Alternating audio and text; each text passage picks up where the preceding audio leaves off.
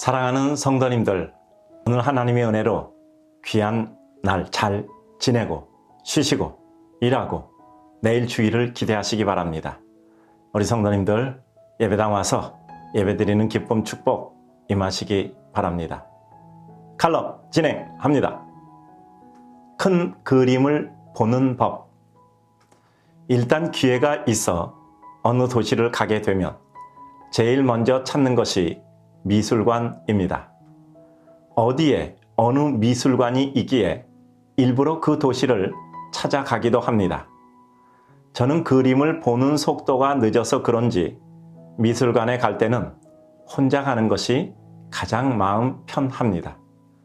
물론 미술에 대해 특별한 조예는 없고 다만 약간의 관심이 있을 뿐입니다. 특히 늘 책에서 사진으로 보던 것을 실제로 볼 수 있다는 것은 큰 기쁨이고 많은 영감을 제시해 줍니다. 이제 유명한 미술관은 꽤 가본 것 같고 어떤 경우는 기회되어 다시 가보곤 해 반복되다 보니 어느 미술관에 어느 그림이 어디 있다 정도는 파악이 됩니다. 때로 마침 기획전을 할 때는 어떤 미술관의 그림이 여기 걸렸구나 하고 구경꾼으로서 느껴집니다.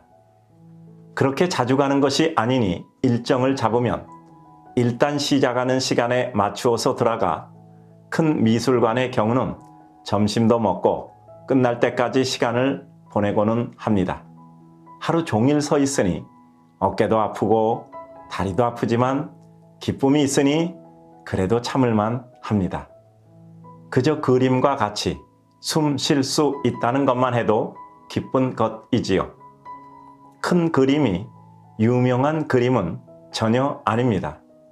그리고 반드시 유명한 그림이 좋은 그림만도 아니라고 생각합니다.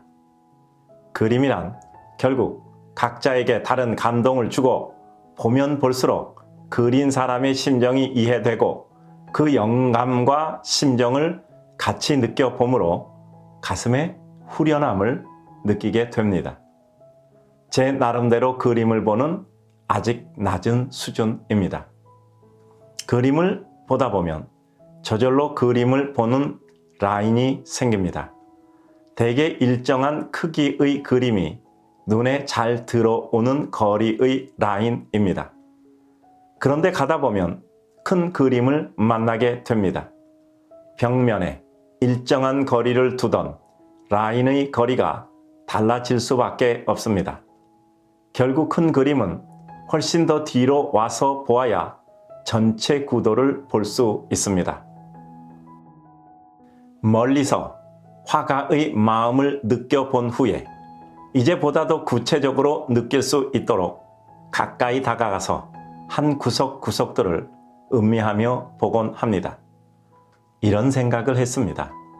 사람을 볼 때에도 내가 늘 바라보던 내 삶의 관점에서 바라보고 그 사람이 이러저러하다 평가한다면 그것은 매우 위험한 일이라 생각됩니다. 내가 서 있는 자리에서가 아니라 그림을 보는 것처럼 그 사람을 이해하고 아름답게 누리기에 합당한 자리로 마음을 옮겨서 파악하고 이해해야 합니다. 그리고 가까이서 볼 때도 그림을 즐기는 것처럼 결점을 찾기 위해서가 아니라 아름다움을 더 깊이 발견하려고 들여다보아야 합니다. 하나님이 선정해 이 세상에 걸어놓은 우리 인생 하나하나를 우리가 제대로 된 판단도 아니면서 잘됐다 못됐다 지지고 볶는다면 그것은 얼마나 우스꽝스러운가 생각해 봅니다. 요즘은 이런 생각이 듭니다. 이 짧은 세상 정말 한 인생들을 하나님의 큰 작품으로 아름답게 여기며 기쁨으로 생각하고 세워주고 사랑하고 아끼고 귀히 여기며 살아가기에도 아깝다라는 생각입니다.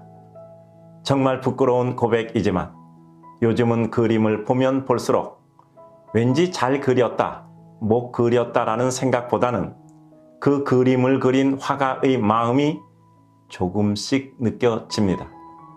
미술에 대한 식견이 넓어져서가 아니라 인생을 바라보는 시야가 조금씩 더 열려 그러한 것 같습니다.